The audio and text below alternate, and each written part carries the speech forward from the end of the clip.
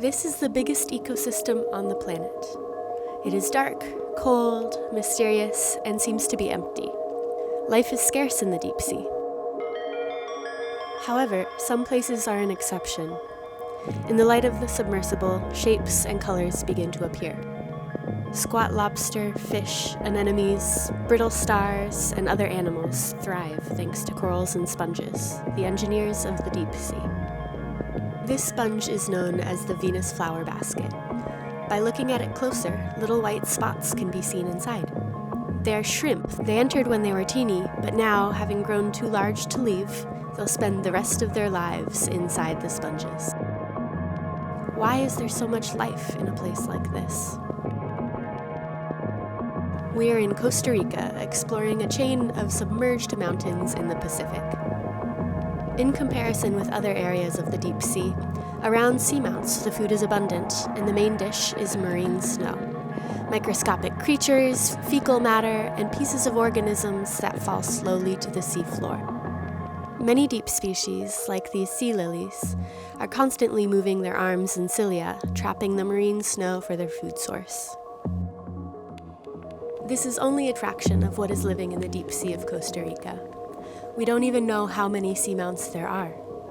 2019 was the first expedition dedicated exclusively to researching the deep areas between Isla del Coco and the Pacific coast of Costa Rica. No habían imágenes, no había muestras, no teníamos idea que íbamos a encontrarnos. Esponjas de vidrio gigantes, arañas de mar gigantes que son típicas de los mares fríos, corales negros muy grandes que deben tener más de 1000 años de edad. Los encontramos ahí. I think it's an amazing experience to be able to see the deep sea in high detail and to know that in many cases no one has ever seen these creatures before. We visited these seamounts in a very short period of time, and we only visited a few of the seamounts, and we only did often one little journey. In the end, from the journeys we've done and the collections we've made, I wouldn't be surprised if we have between 50 and 100 new species just from the few relatively little sampling we were able to do. Despite the remoteness of the deep sea, human impacts are already visible in the depths. El impacto que hemos visto es de pesca, vemos líneas de pesca, redes, también vemos basura. Y vimos algunos esponjas y corales quebrados.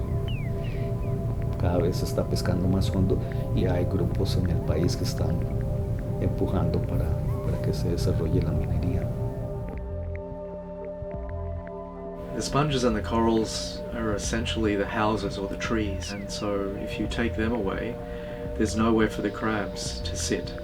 The crabs are sitting on there because they find food also from the water column. The worms and the shrimps are living inside or on the sponges and the corals as well. And the moment you lose them, their houses, they disappear too, and all you're left with is rubble.